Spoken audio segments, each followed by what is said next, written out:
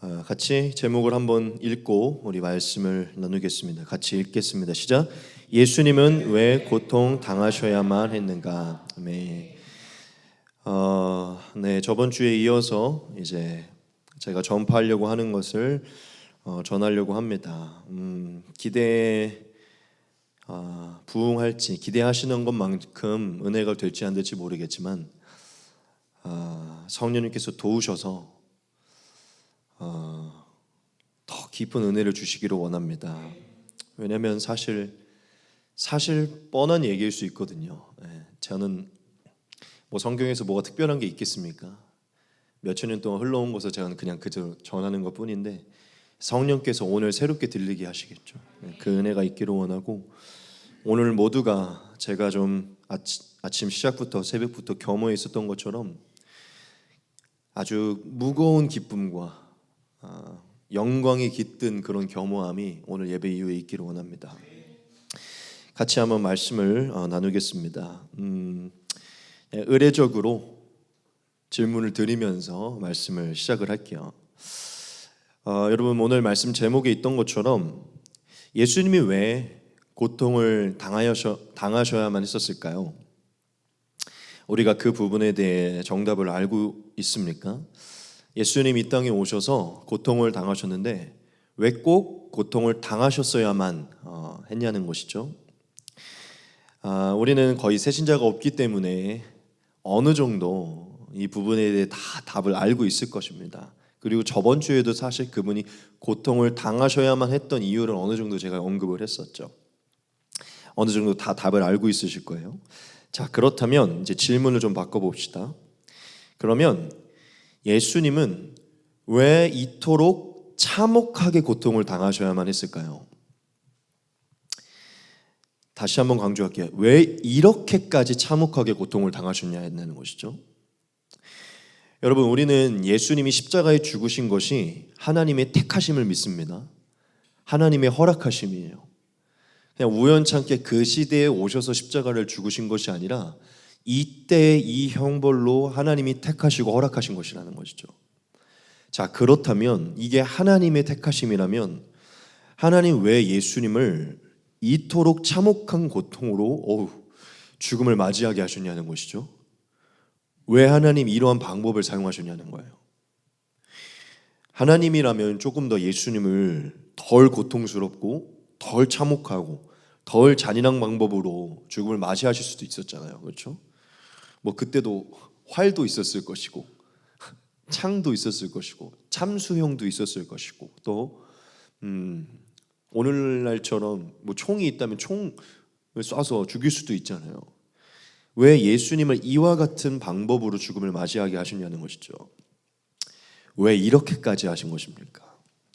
그러니까 질문을 이렇게 바꾸어 보면 아마 우리가 이 부분에 대해서는 대답을 못하게 될 것입니다. 왜냐하면 이렇게까지 우리가 생각을 해보지 못하기 때문이죠.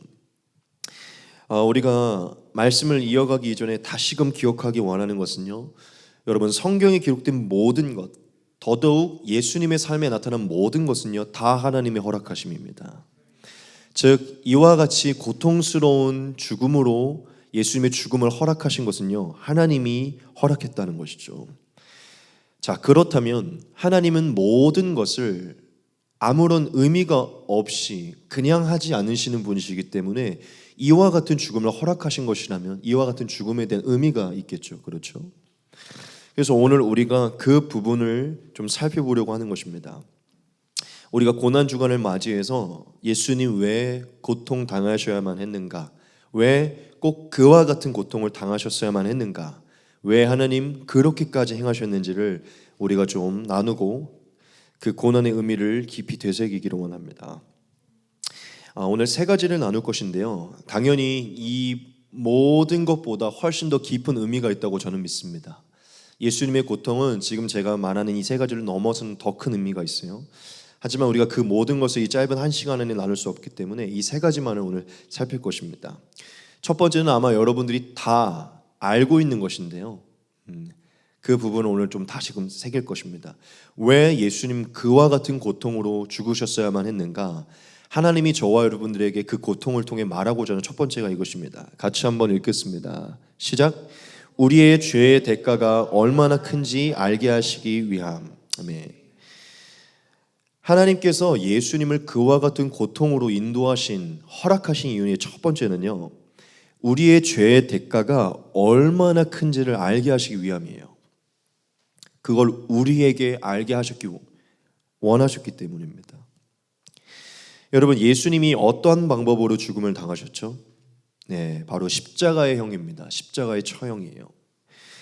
여러분, 이 십자가형이요, 저도 공부를 하면서 알게 된 것이었는데, 이집트에서부터, 저 애굽에서부터 처음에 이어져서 로마 제국 시대까지 이어진 형벌이래요.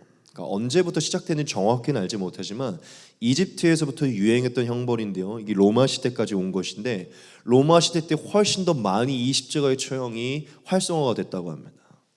그런데 로마 시대 때요, 이 십자가의 처형이 오늘날로 말하면 랭킹 1위, 가장 최고의 법정에서 최고형으로서 뽑히는 게 이 십자가형이래요.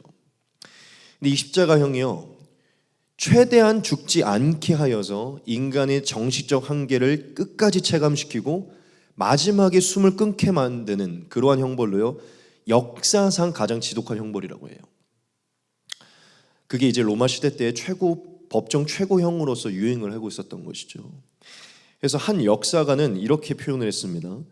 십자가에 달린 죄수는 죽음의 모든 차원을 경험한 후에야 죽는다라고 이렇게 표현을 했어요. 어떤 사람이 이렇게 얘기를 했는데요, 이 십자가형을요 바라보면서 이런 얘기를 했어요. 사형의 역사를 모조리 뒤져도 십자가형과 비견할 만한 형벌은 아무것도 없다. 만약 십자가형과 비견할 수 있는 어떤 형벌이 있다면 이 한 가지밖에 없을 것이다로 말하면서요, 여러분, 능지형이라고 들어보셨나요? 능지형? 능지처참할 때 그 능지형? 저도 잘 몰랐는데요, 이 능지형이 뭐냐면요, 아주 긴 시간 사람을 묶어놓고요, 생선의 회를 뜨듯이 온몸에 살을 회를 떠서 뼈를 발라내는 거래요. 이게 능지형이래요. 이것만큼 잔인하다는 거예요, 십자가형이. 그러니까 자기가, 어떤 사람이 얘기한 거예요. 사형을 보았을 때 능지형이 가장 잔인한데 그것과 견주는 게 십자가형이라는 것이죠. 즉, 제가 말하고자 하는 것은요, 예수님은 십자가형으로 죽으셨는데 역사상 가장 잔혹한 형벌로 죽으셨다는 것이죠. 여러분, 많은 사람들이, 특별히 믿는 사람들 중에서도요, 예수님이 당한 십자가형이 얼마나 참혹한 것인지를 잘 알지 못할 때가 많이 있습니다. 누군가는 이 십자가형을 그냥 이름만 보면, 십자가형이라는 이름만 보면 그냥 겨우 십자가에 매달리는 건데 뭐 그게 그렇게까지 잔인한가? 라고 생각을 할 수도 있어요. 그냥 십자가에 달려 죽는 거 아니야? 십자가에 그냥 매단다는 개념만을 보면요, 이게 그렇게까지 잔인한 거 아닌 것 같지만요, 이것은 생각보다 훨씬 더 참혹합니다. 제가 여러분들에게 예수님이 당하신 그 고통의 정도를 좀 디테일하게 보이기 위해서 이 십자가형에 대한 자료를 좀 찾으면서요, 그걸 언급을 하려고 갖고 왔는데 너무 길어서 많이 자르긴 잘랐어요. 그런데 더 자를까 하다가 오늘 사실 이것만을 다 보는 것만 해도 우리의 마음이 예수님께 더 쏠릴 거라는 확실한 믿음 때문에 좀 길더라도 제가 다 가지고 왔습니다. 자른 만큼은. 이제부터 제가 이 십자가형에 대해 한 사람이 기록한 것을, 제가 종합적으로 기록한 것을 읽어드릴 건데요, 잘 쫓아오시기 바랍니다. 좀 깁니다. 십자가형은 우선 사형수에게 기절할 정도로 모진 채찍을 가한다.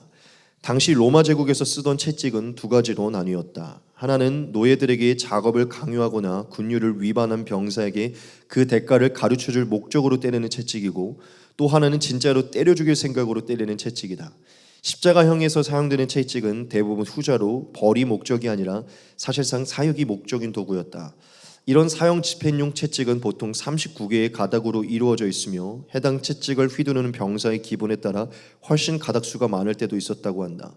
그 채찍은 땅은 가죽으로 되어 있는데 가죽끈을 꼴대 곳곳에 쇠구슬, 날카로운 뼈조각, 쇠조각, 가시 등의 온갖 위협적인 흉기들을 박아 넣었다. 게다가 형을 집행하기 전 채찍을 하루 동안 물에 담궈 불려놓아 무게를 더 무겁게 만들었다. 때문에 단순히 피멍이 드는 정도는 약과고 상처난 곳이 벌어지고 살이 찢겨져 나갔다. 이런 채찍질을 사용해 거의 죽음의 문턱에 도달할 정도로 전신을 무자비하게 난타질한다. 이렇게 얻어터진 사형수의 피부는 모조리 뜯겨져 나오고 그 밑에 골격 근육은 대부분 쓸려져 내리는데 3세기의 역사가 에우세비우스의 기록을 인용하면 태형을 당하는 사람의 정맥이 밖으로 드러났고 근육, 글곤 그리고 내장의 일부가 노출되었다고 한다. 이렇게 너덜너덜해진 사형수에게 자기가 직접 십자가를 짊어지게 하고 처형전까지 이동시킨다. 십자가 형틀의 무게가 어느 정도였는지는 정확하지 않다. 가볍게 보는 학자들은 18kg에서 무겁게 보는 학자들은 50kg까지 다양하지만 확실한 건 빈사 상태인 사람이 쉽게 지고 이동할 만한 무게는 아니다. 채찍질로 만신창이가 된 몸이 겪는 고통도 엄청난데 이런 식으로 몸을 혹사당하면 그만큼 빨리 상처가 궤저가 일어나 전신이 불구로 달구는 고통에 시달리게 된다. 상황이 이러다 보니 십자가에 매달리기 전에 중도 사망하는 죄수도 많다. 그렇게 사형수가 십자가를 들고 사형장으로 오면 십자가에 매달 준비를 한다. 우선 사형수의 속옷까지 모두 벗겨 나체로 만든다. 형의 집행에 남녀를 가리는 일은 없었다. 이후 사형수를 십자가에 눕히고 손목과 발꿈치에 7인치에서 5인치 정도의 사람 몸무게를 지탱할 만한 초대형 대못을 박는다. 이 못의 크기 때문에 그 고통은 상상을 초월한다.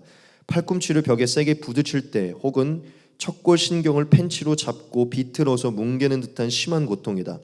그리고 사형수가 박힌 십자가를 세워서 사형수가 죽을 때까지 방치한다. 얼핏 보면 십자가에 매다는 것 자체는 별로 고통스러워 보이지 않지만 최악의 고통은 이제부터 시작이다. 우선 못 박힌 상처에 몸무게와 같은 힘이 가해져 상순한 고통이 극대화되며 못에 잔뜩 끼어 있을 이물질로 인한 감염 때문에 파상풍이 일어난다. 여기에 못 박힌 팔이 몸무게 때문에 팔이 늘어나다가 결국 양쪽 어깨가 탈곤된다. 이를 시작으로 온 몸의 다른 관절들도 시간이 지나면서 서서히 어그러진다.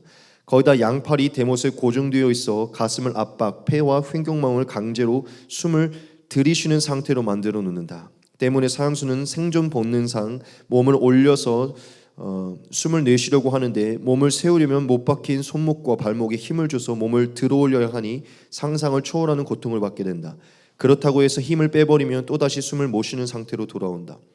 결국 이 과정을 목숨이 끊어질 때까지 반복해야 하는 것이다. 현대의 연구에 따르면 십자가형의 수용자들은 못 박힌 상태에서 대략 1000번 정도의 기절했다가 깨었다가를 반복하며 이 과정은 그야말로 죽고 싶어도 죽을 수 없는 상태라고 한다. 그렇게 반복하다가 지치면 숨을 쉴 수 없게 된다. 호흡수가 줄어들면서 질식사하거나 혹은 호흡 산독증 때문에 빠져 심장이 불규칙하게 뛰게 되면서 심장이 터지거나 심정지로 사망한다. 이러한 육체적인 고통을 제외하더라도 십자가형은 당시의 수치와 혐오의 상징과도 같은 형벌이 없다. 앞서 언급된 것처럼 백주대낮에 알몸으로 매달려 지나가는 행인들의 구경거리가 되는 것도 당연한 수치스럽지만 십자가에 못 박히게 되면 더럽고 추한 몰골로 인간성을 잃은 채 죽기 때문이다. 우선 형 집행에 앞서 채찍질을 당한 경우 난도질 당한 상처들이 세균 감염과 궤저 현상으로 인해 골마터져 진물과 고름이 흐르고 부족한 산소와 계속되는 출혈로 인해 상처투성인 전신이 썩어 들어가기 시작한다. 이때 풍기는 악취로 인해 주변의 벌레들까지 잔뜩 달라붙게 되니 사실상 목숨만 붙어있는 시체나 다름없는 모습이 돼버린다. 뿐만 아니라 오랜 시간 지속되는 극악의 고통으로 인해 몸 안에 있는 모든 체액이 빠져나온다. 단순히 피만 흘리면서 깔끔하게 죽는 게 아니라는 것, 신체에 남아있던 소변, 대변 등의 오물 역시 시간이 지나면서 모조리 빠져나온다.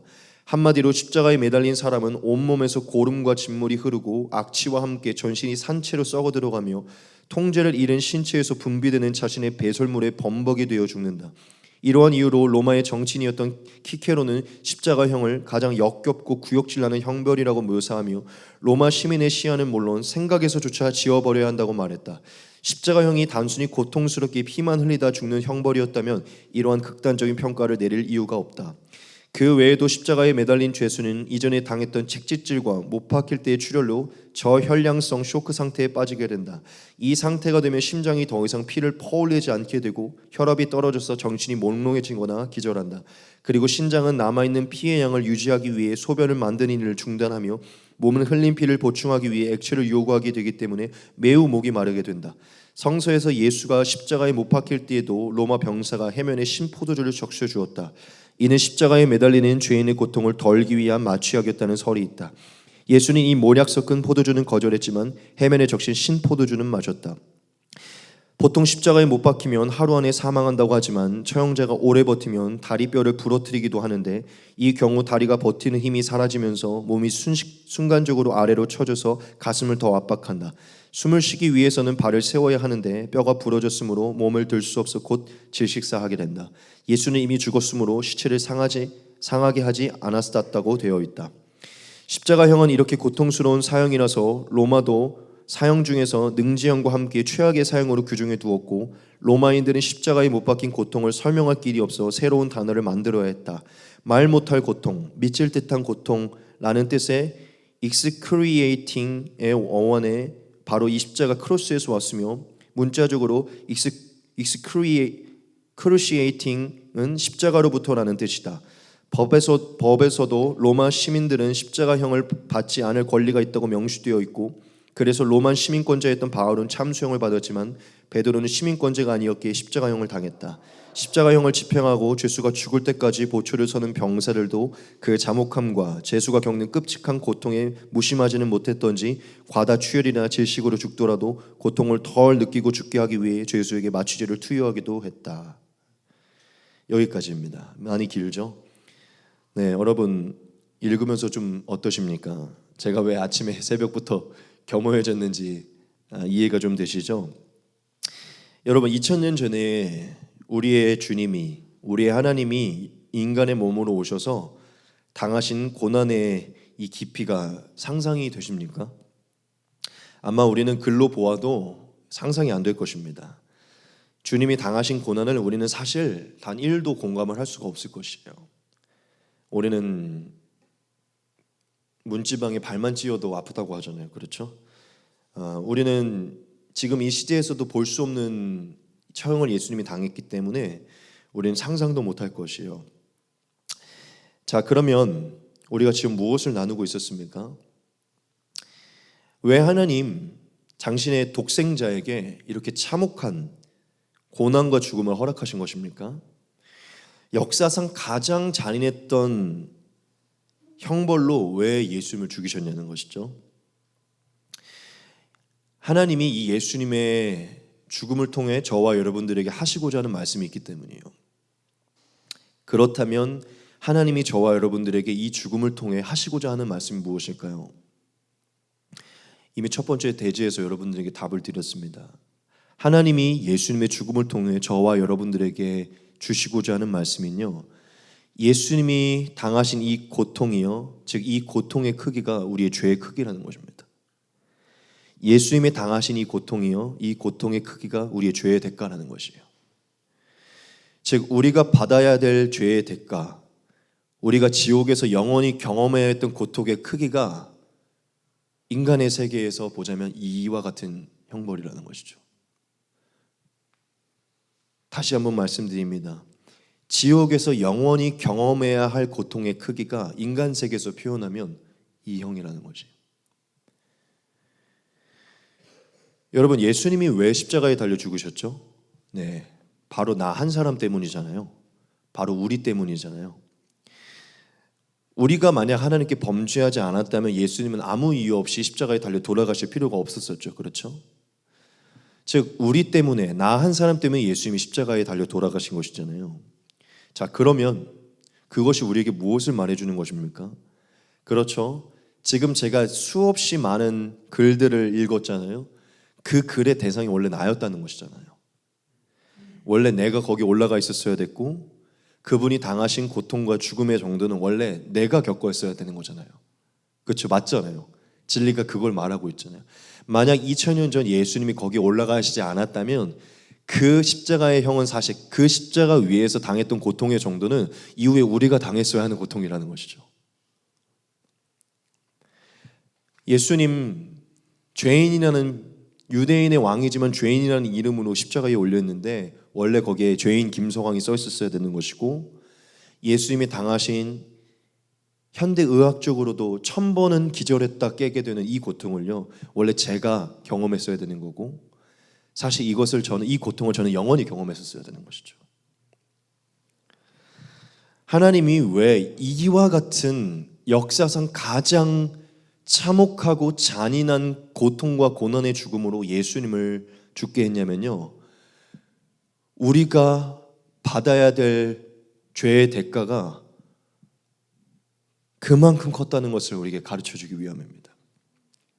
하나님 예수님의 죽음과 고통을 통해 저와 여러분들에게 이렇게 말씀하는 거예요. 너가 받아야 할 고통과 죽음을 내가 대신 받노라. 너의 죄의 대가를 내가 대신 치르노라 말씀하시는 거예요.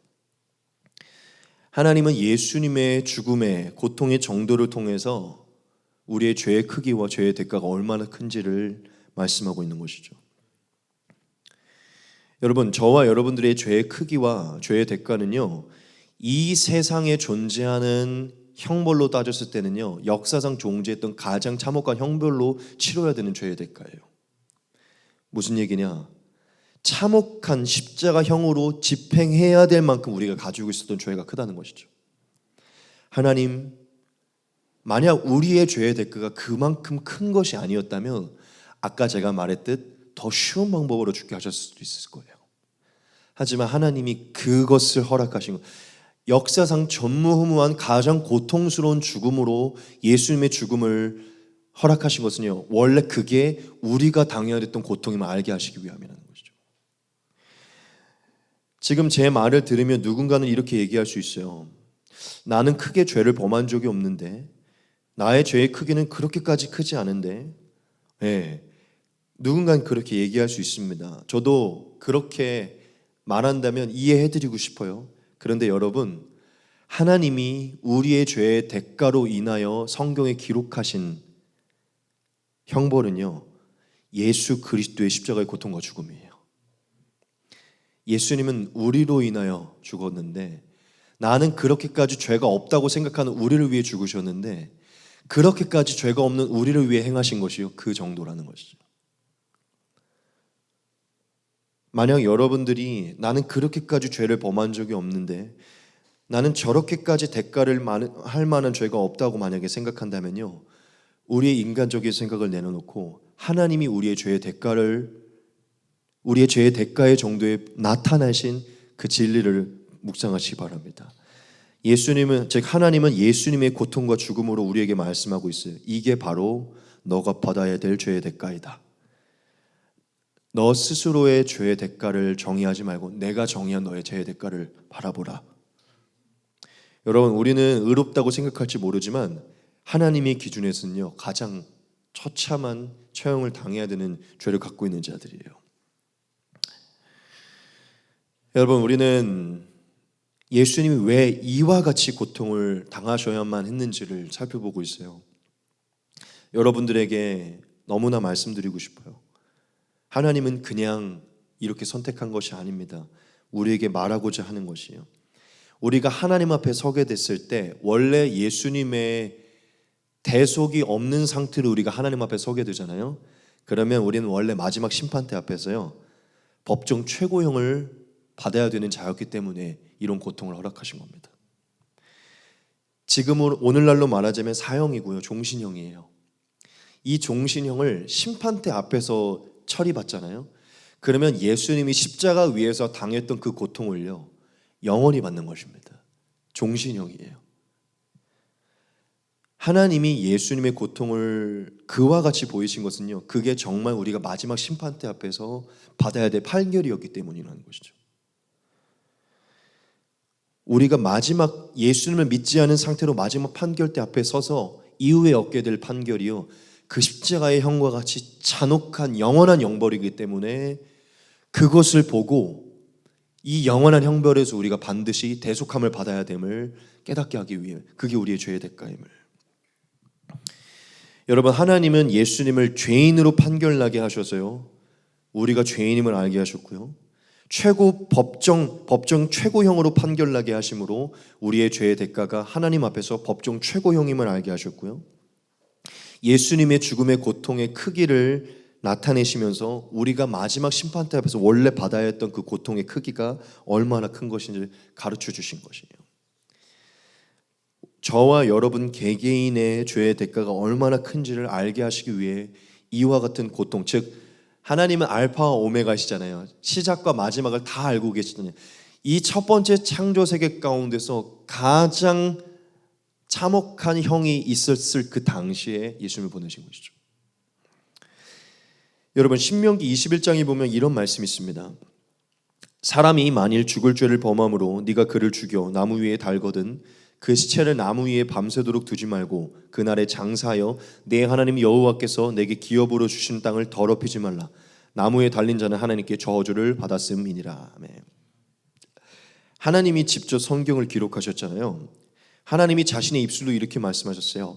나무에 달린 자마다 저주를 받은 자다. 이렇게 얘기하셨어요. 근데 하나님이 이후에 자신의 독생자를 나무에 달게 하셨거든요.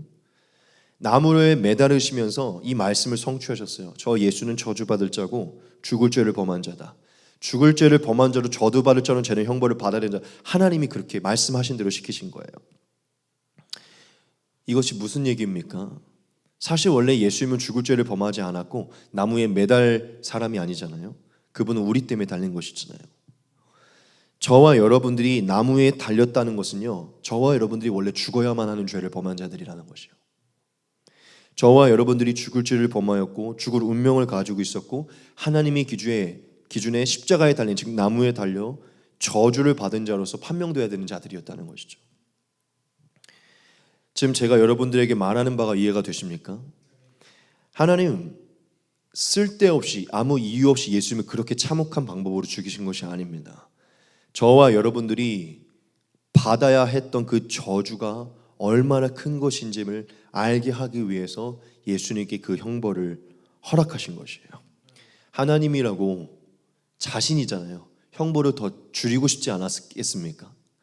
하지만 하나님은 저와 여러분들의 죄의 대가를 그대로 치러야 되기 때문에 법정 최고형으로 가장 참혹하고 잔인한 형으로 우리의 죄의 대가를 그대로 지불하신 것이에요. 여러분, 저와 여러분들은 이 고난주간 가운데 예수님의 고난과 죽음을 통해서 원래 우리가 가지고 있었던 죄의 크기와 원래 우리가 받아야 했던 죄의 대가가 얼마나 무시무시한 것인지를 다시 돌아봐야 돼요. 그것을 다시 기억해야 됩니다. 만약 저와 여러분들이 이것을 다시 새기고 기억하지 못한다면 예수님의 죽음은 우리와 괴리감이 있는 것일 거예요. 저는 입에 발린 소리가 아니라 정말 예수님을 다시 믿게 됐을 때 정말 내 죄가 저기에 전가됐다는 것을 1도 의심 없이 믿게 됐어요. 저게 원래 내가 받아야 됐던 것이다. 그리고 예수님이 없었다면 나는 저것과 같은 그대로를 영원히 받게 되었을 것이다. 여러분, 기독교의 시작은 죄인을 깨닫는 데서부터 시작하고요. 예수님을 영접하는 것의 시작은 우리의 죄가 그분께 전가됐다는 것을 확실히 믿고 내가 죽을 수밖에 없는 죄인인 것을 확신히 깨닫고 그 죄의 크기가 이 첫 번째 세상의 모든 것을 통하여 다 대속하려고 해도 대속할 수 없다는 것을 깨닫는 데서부터 시작해요. 하나님의 독생자 밖에는 이것을 키울 수 없다는 것을 깨닫는 순간부터 시작됩니다. 여러분, 이 사순절에 우리가 그것을 기억하기 바라요. 우리가 얼마나 큰 죄인이었고 원래 어떤 판결을 받았던 자인지, 얼마나 소망이 없었던 자들이고 얼마나 엄청난 지옥을 경험했었어야만 했던 자들인지를 기억하기를 원합니다. 그리고 다만 이것을 부정적으로 기억할 뿐만 아니라요, 2000년 전에 이와 같이 우리의 죄의 크기와 죄의 대가로 인해 이와 같이 큰 참혹한 죽음을 맞이해야 됐던 저와 여러분들을 위해 예수님이 오셨고 그것을 충족하셨다는 것을, 우리의 지독한 고통과 죽음의 크기를 대신 치르시고 대신 감당하셨다는 것을 기억하면서요 감사하기를 소망합니다. 여러분, 저와 여러분들의 죄의 크기가 예수님이 당하신 죄의 고통의 크기임을 오늘 다시 새기셔서 우리 스스로를 겸손케 하기를 원합니다. 그분의 고통이 얼마나 크신 것인지 그 은혜를 기억하기 바랍니다. 두 번째입니다. 왜 하나님 예수님을 그와 같이 큰 고통을 인도하셨는가? 두 번째 이유입니다. 같이 읽겠습니다. 시작. 우리가 얼마나 하나님의 원수로 대적으로 행하였는지 알게 하시기 위함입니다.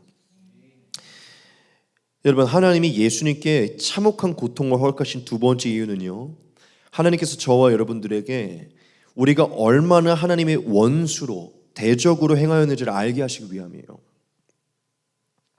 여러분, 저는 말씀을 보면서 이런 생각을 하게 됐어요. 그게 무엇이냐면 예수님을 이와 같이 참혹하게 죽인 것은 바로 나다라는 것입니다. 저는 말씀을 보면서요, 옛날부터 느꼈지만 오늘 특별히 말씀을 묵상하면서요, 예수님을 채찍질하고 예수님을 조롱하고 예수님을 때리고 예수님께 침뱉으며 예수님을 십자가에 못 박은 것이 바로 제 자신이라는 것을 처절하게 느끼게 됐어요. 여러분, 우리는 예수님이 죽으신 것이, 예수님이 고통당하신 것이 우리 자신 때문인 거 알고 있죠. 그렇죠? 우리가 예수님을 죽인 겁니다. 우리 때문에 죽은 거예요. 맞아요. 그렇죠? 우리가 예수님을 죽인 거예요. 자, 우리가 그것을 인정하죠. 그런데 우리가 그것을 인정하지만 제가 지금 저와 여러분들에게 강조하는 것은 조금 다른 부분입니다. 우리 때문에 죽은 건 맞아요. 우리가 예수님을 죽였어요. 그런데 제가 지금 여러분들에게 강조하는 것은요, 하나님이 예수님의 참혹한 고통을 우리에게 말하고자 하는 두 번째는 다른 부분이에요. 그게 무엇이냐면 예수님을 미워하고 예수님을 싫어하고 예수님을 업신여기고 예수님을 조롱하고 예수님께 침뱉고 예수님을 채찍질하고 예수님께 못 박은 자가 바로 우리라는 것입니다. 우리 때문에 죽은 거 맞지만 제가 말하고자 하는 건 그 죽기까지 그 행위를 한 것도 우리라는 것이에요. 여러분, 예수님을 죽인 장본인이 바로 우리 자신입니다. 저는 말씀을 보면서 정말 이게 나 자신임을 너무나 뼈저리게 깨달았어요. 여러분, 우리는 흔히 예수님을 팔았던 가룟 유다나 예수님을 넘겨준 빌라도나 예수님을 채찍질하고 못 박았던 이 로마의 군인들을요, 혐오해요. 그렇죠? 그들을 우리 자신과 다른 부류의 사람으로 생각한다는 것이죠. 그들은 못된 자들이고 우리는 의로운 자들이다.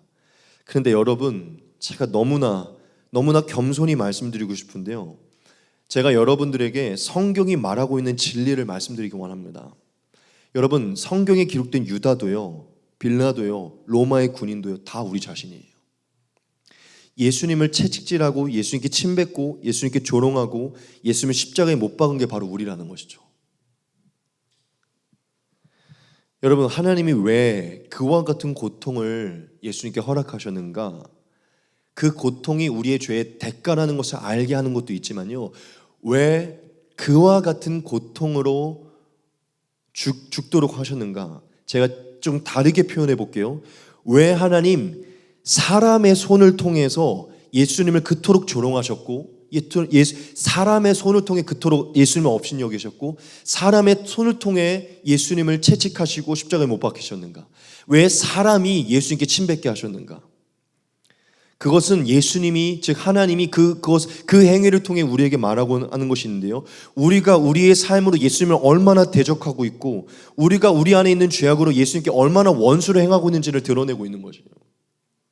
그것을 알게 하기 위하는 것이죠. 만약 지금 저의 얘기에서 유다와 빌라도와 로마의 군인은 내가 아닌데 나는 그런 적이 없는데 라고 말한다면요, 지금 하나님이 의도하신 것을 깨닫지 못하는 것이에요. 여러분, 하나님은 예수님의 고통, 즉 예수님이 사람의 손을 통해 사람의 죄악을 통해 고통당하신 것을 아주 참혹하게 기록하시면서요, 사람이 하나님을 대적하는 정도가 얼마나 심각한지를 나타내고 있는 거예요. 사람 속 안에 있는 죄악이 얼마나 하나님을 원수로 행하고 하나님을 대적하는지를요, 즉 우리의 내면에서 얼마나 하나님을 업신여기고 조롱하고 하나님을 멸시하는지를요, 하나님 나타내고 있는 것이에요. 이것은 단순히 유다와 빌라도와 로마의 군인이 아니라 온 인류의 내면에 있는 하나님을 업신여기고 하나님을 대적하는 게 얼마나 큰지를, 그것이 얼마나 크고 참혹한지를 나타내고 있다는 것이죠. 오늘 본문에 기록된 말씀을 다시 한번 보겠습니다. 이에 바라바는 그들에게 놓아주고 예수는 채찍질하고 십자가에 못 박히게 넘겨주니라. 이에 총독의 군병들이 예수를 데리고 관정 안으로 들어가서 온 군대를 그에게 모으고 그의 옷을 벗기고 홍포를 입히며 가시관을 엮어 그 머리에 씌우고 갈대를 그 오른손에 들리고 그 앞에서 무릎을 꿇고 희롱하여 이르되 유대인의 왕이여 평안할지어다 하며 그에게 침뱉고 갈대를 빼앗아 그의 머리를 치더라. 희롱을 다 한 후 홍포를 벗기고 도로 그의 옷을 입혀 십자가에 못 박으려고 끌고 나가니라. 여러분, 이 말씀을 볼 때 지금 26절부터 31절까지 말씀을 보면서 무슨 마음이 드십니까? 감히 우리의 예수님을 조롱하고 책찍직한 이 나쁜 놈들, 이 사람들을 보면서 막 열이 받으십니까? 그럴 수 있죠. 이 나쁜 놈들 하면서 열이 받을 수 있어요. 근데 여러분, 겸손히 말씀드립니다. 하나님께서 이 말씀을 기록한 것은요, 이 나쁜 놈들 때문에 우리의 마음이 열받게 하기 위함이 아니에요. 바로 이 모습을 보면서 이게 우리 모습임을 보게 하기 위함입니다. 이게 하나님이 이것을 기록하신 의미예요. 이 빌라도, 이 유다, 이 로마 놈들, 이 나쁜 놈들, 이 나쁜 놈들, 우리를 대적하며 우리를 의롭게 여기고 그는 나쁜 놈들 여기라고 이것을 기록한 게 아니라 이게 바로 인간임을 나타내시는 거예요. 이게 바로 사람임을. 여러분, 다시금 겸손히 말씀드립니다. 하나님은 유다의 손을 통해서나 빌라도의 손을 통해서나 로마 군인의 손을 통해서 조롱하고 멸시하시고 채찍질하신 게 아니에요. 그게 바로 우리의 손을 통해 행하신 것입니다. 여러분, 유다의 이름과 빌라도의 이름과 군인의 이름을 빼셔야 돼요. 지금 이것은요, 하나님이 창조하신 당신의 자녀인 당신의 형상인 사람이에요. 사람의 손을 통해 이렇게 행하신 것이에요. 여러분, 이것은 하나님이 사람의 손을 통해 당신의 자녀의 손을 통해 멸시당하시고 채찍질 당하셨다는 것을 말하고 계신 거예요. 여러분, 우리는 아담의 범죄가 우리의 범죄임을 인정합니다. 아담의 범죄가 우리의 범죄임을 인정하듯 유다와 빌라도와 로마, 즉 사람의 손을 통해 못 박히신 그 형상이요, 우리가 행한 것은 우리는 인정해야 돼요. 우리가 그 자리에 있지 않았을 뿐 우리는 너무나 많이 예수님을 조롱하고 예수님께 침뱉고 예수님을 채찍질하고 예수님을 못 박았어요.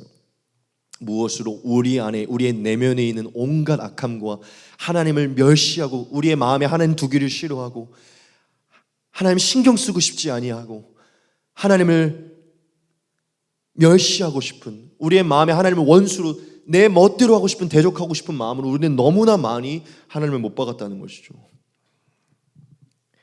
여러분, 예수님께 그와 같은 큰 고통을 안겨주었던, 그것을 기뻐했던 자들은요, 사실 우리예요.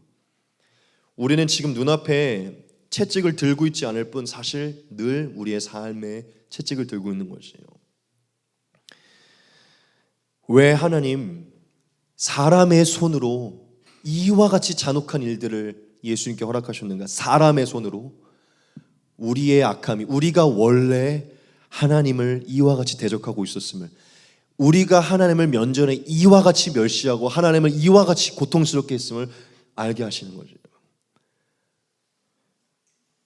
여러분, 지금 저와 여러분들의 내면에 이 악함의 크기가 얼마나 큰지를 하나님이 말씀으로 보이고 있는 것입니다. 만약 저와 같은 마음을 느끼고 있는 분이라면 지금 제가 말하는 바가 이해될 거라고 믿습니다. 여러분, 우리는요, 예수님을 온전히 믿기 이전에, 예수님을 온전히 섬기기 이전에 다 유다와 빌라도와 로마 군인들과 같이 살았어요. 우리의 삶으로 예수님을 못 받고 살았다는 것이죠. 늘 예수님을 배반했고요, 교회는 다니는 것 같지만 부끄러우면 예수님 비반하고요, 사실 그분의 얼굴에, 요즘 말로 말하는 얼굴에 똥칠하듯이 우리는 모든 삶에서 예수님 믿는 거, 기독교가 부끄러워서 예수님 침뱉었을 때가 많이 있어요.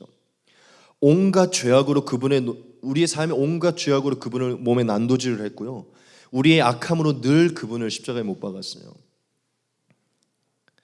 여러분, 우리 안에는 고질적인 것이 있습니다. 하나님께 원수를 행하고 싶고요, 마음에 하나님 두기를 싫어해서요, 하나님 뜻대로 하고 싶지 않고 대적하고 싶은 거예요. 그런데 제가 여러분들에게 조금 말씀드리고 싶은 게 있는데요, 제가 조금 전 이 표현을 썼죠. 예수님을 온전히 믿기 전, 예수님을 알기 전에 그렇게 행했다고요. 근데 여러분, 우리가 오늘 기억해야 될 것은요, 예수님 믿은 이후에도 사실 우리는 채찍질을 하고 있어요.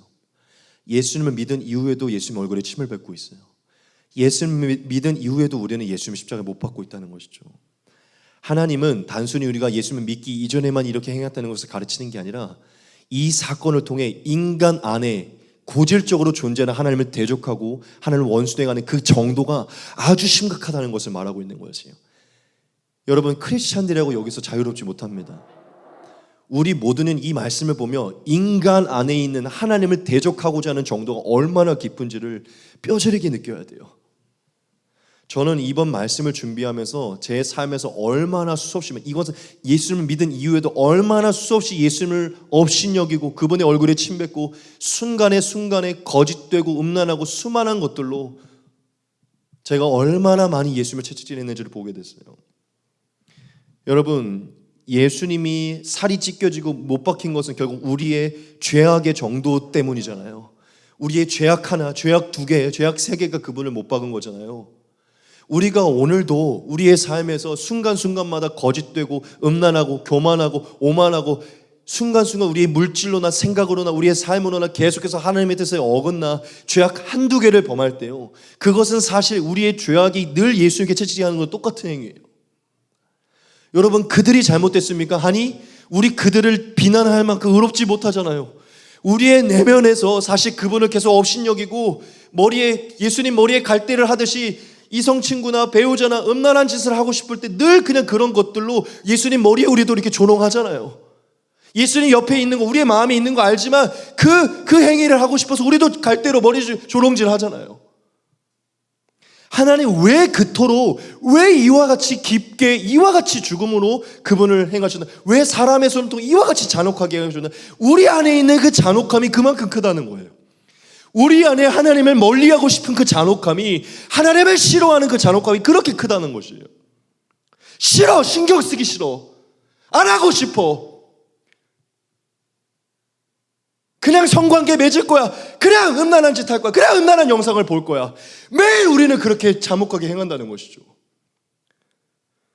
여러분, 하나님은 지금 빌라도와 유다와 이 모든 것을 통해 우리를 말하고 있는 것이에요. 여러분, 절대 우리 스스로 의롭다고 생각하지 마셔야 돼요. 우리의 내면에는 채찍이 존재합니다. 하나님은 그들은 나쁜 놈이고 믿은 우리가 잘못된 것이 아니라, 잘된 것이 아니라 이 현상을 통해 온 세상의 인류가 나를 죽였다는 것을 말하고 있는 거예요. 모든 인류가 나를 죽였다. 여러분, 성경은 말하고 있어요. 하늘에서 땅을 굽어보시지 단 한 사람도 선한 사람이 없다고. 단 한 사람도 하나님을 찾는 자가 없다고. 여러분, 그리스도인이라고 성령을 받아 지각을 받아 하나님을 지각한다고 하지만요, 우리 하루 가운데 얼마나 많이 하나님을 지각하며 얼마나 하나님 뜻대로 삽니까? 제가 표현을 크게 했지만 여러분들에게 죄책감을 주려고 하는 것은 절대 아닙니다. 하지만 우리가 깨닫지 않은 거예요. 여러분, 우리 안에 있는 하나님을 대적하고 하나님을 원수로 행하고자 하는 이 고질적인 죄악은요, 지금 성경에 나타난 예수님을 못 박은 그대로입니다. 하나님은 예수님을 그와 같은 고통으로 인도하신 이유가요, 저와 여러분 안에 있는 하나님의 원수로 대적으로 행하는 그 크기를 알게 하기 위함이에요. 여러분, 그렇다면 결국 예수님을 고통으로 인도한 것은 결국 우리 자신인 것입니다. 우리 안에 있는 하나님을 원수로 행하고 대적하고자 행하는 그 죄의 심각성이요, 예수님을 끌고 간 것이에요. 여러분, 지금 우리의 마음을 돌아보기를 원합니다. 우리가 우리의 삶에 의도적으로 예수님의 말씀을 두기 싫어하고 예수님의 그 거룩함을 두기 싫어할 때가 많잖아요. 의도적으로 업신여기고 읍신여기로 모른 체하고 그러한 성질과 그런 기질로 우리가 갈 때가 많잖아요. 우리 정욕대로 그냥 하고 싶어서 예수님을 등질 때가 많이 있잖아요. 저는 여러분들이 나는 절대로 예수님께 침뱉지 않아, 나는 그런 마음을 가져본 적 없어, 나는 절대로 예수님을 채찍질하지 않아, 나는 절대로 예수님을 죽이지 않아, 내가 얼마나 예수님을 사랑한다고 이렇게 고백하는 자가 되지 않았으면 좋겠어요. 솔직해지지 않은 것이죠. 저도 예수님 사랑해요. 저도 예수님 못 받고 싶지 않거든요. 근데 우리의 내면에는 그 심각하다는 것이에요. 빌라도와 유다와 로마 군인은 우리입니다. 우리가 죽인 것이에요. 그리고 그것은 우리 안에서 지속될 수도 있어요. 하나님은 네 안에서 그게 지속된다, 너는 쓸모없는 놈이야 하는 것을 말하고자 하는 것이 아니라 우리의 그 악함을 깨닫고 돌아오라는 것을 얘기하는 것이죠. 여러분, 우리가 이 고난 주간 가운데 깊이 깨닫기를 원합니다. 여러분, 바울이요 이런 말을 한 적이 있어요. 히브리서 6장입니다. 한번 빛을 받고 하늘의 은사를 맛보고 성령에 참여한 바가 되고 하나님의 선한 말씀과 내세의 능력을 맛보고도 타락한 자들은 다시 새롭게 하여 회개하게 할 수 없나니 이는 그들이 하나님의 아들을 다시 십자가에 못 박아 드러내놓고 욕되게 함이라. 바울은 얘기해요.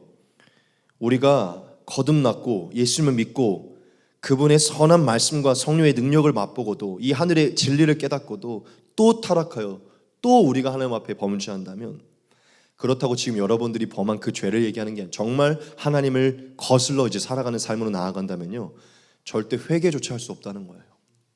왜냐? 다시 예수님을 못 박았기 때문이라는 것이죠. 제가 여러분들에게 말하고자 하는 것은요, 우리 또한 늘 타락의 길을 걸어가고 늘 우리가 죄악의 길을 걸어간다면 그들과 조금도 다를 바 없이 예수 그리스도를 또 못 박게 될 것이요.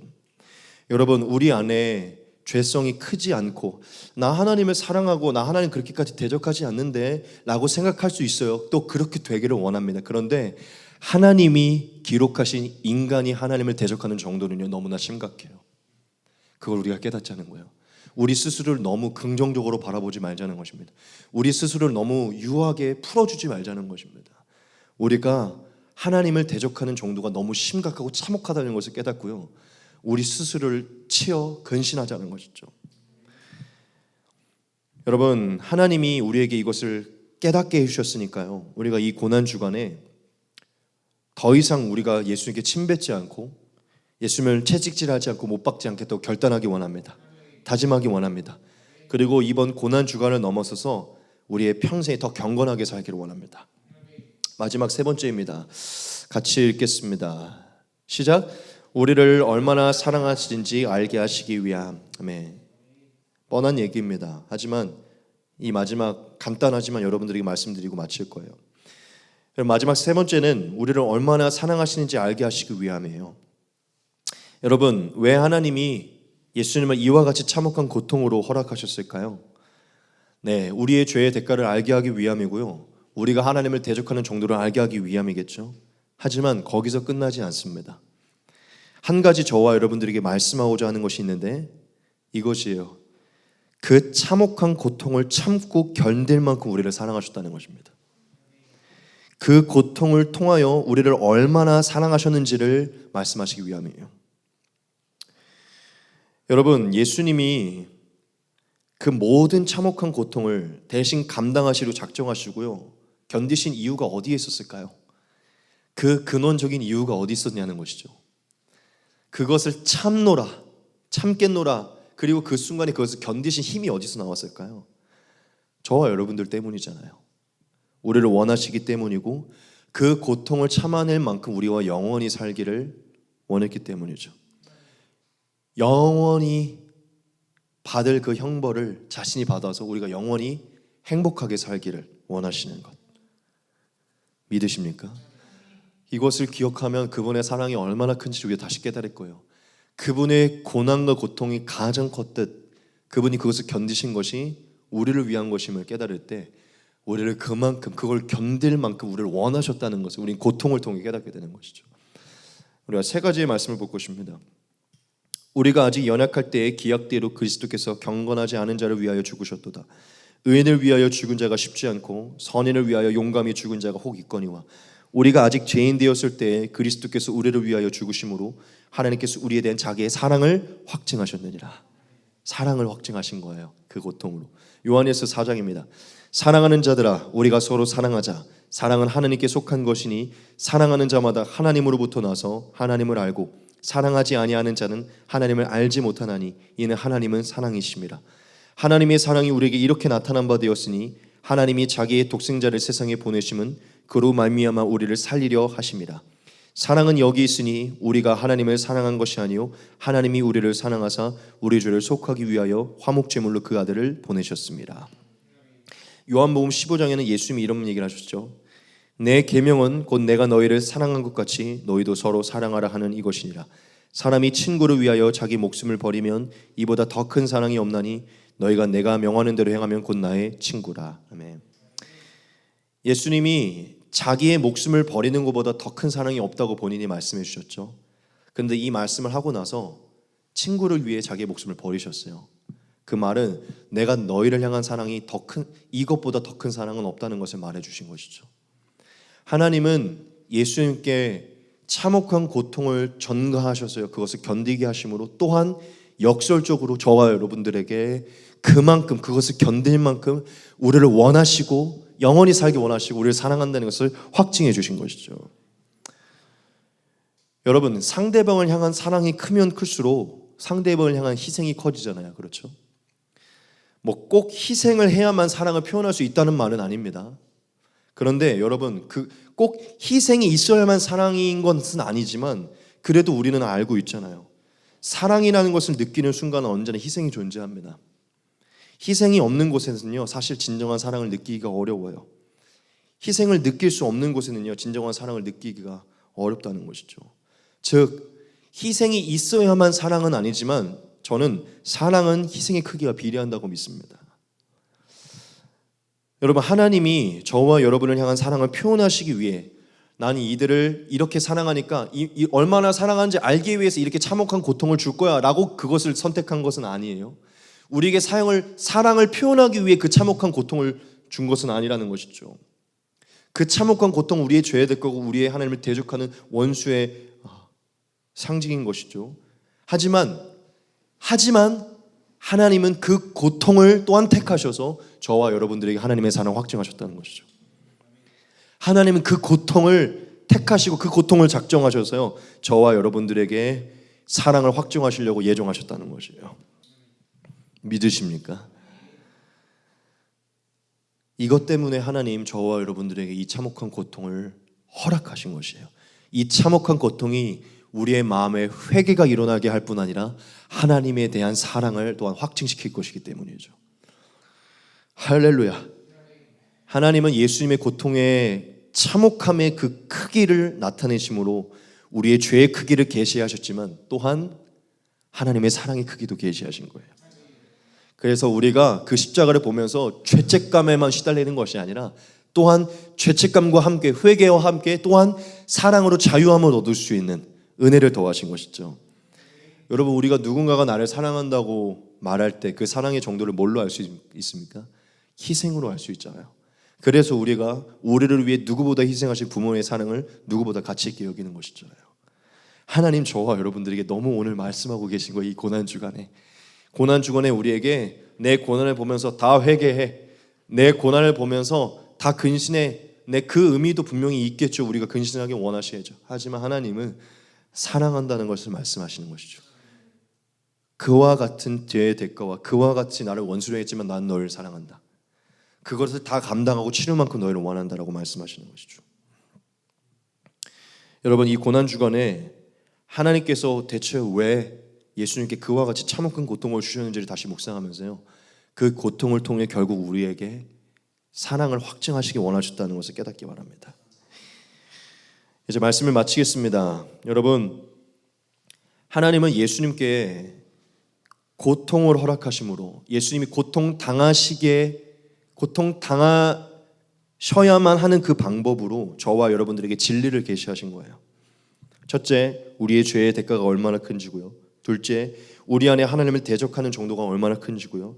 마지막 셋째, 그 모든 것을 대신 감당할 만큼 우리를 얼마나 사랑하시는지 알게 하기 위함이에요. 여러분, 누군가가 여러분들에게 물어볼 수 있습니다. 왜 그와 같은 방법으로 꼭 죽으셔야만 했는가? 왜 예수님 꼭 그렇게까지 죽어야만 했습니까? 여러분, 그때 담대하게 고백하시기 바랍니다. 그게 바로 내 죄이기 때문이다. 그게 바로 내가 하나님을 대적하는 정도이기 때문이다. 하지만 하나님 나를 사랑하셔서 나를 용서하신, 나를 사랑하신 증거이기 때문이다.